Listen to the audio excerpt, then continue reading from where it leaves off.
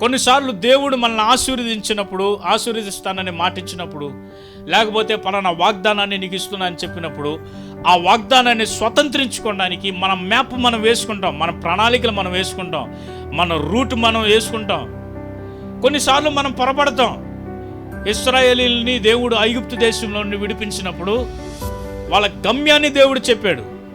మీ గమ్యం ఏంటంటే కానాన్ దేశం, పాలు తేనెలు ప్రవహించే దేశం. గమ్యం అది. మిమ్మల్ని అక్కడికి తీసుకెళ్లే బాధ్యత నాది.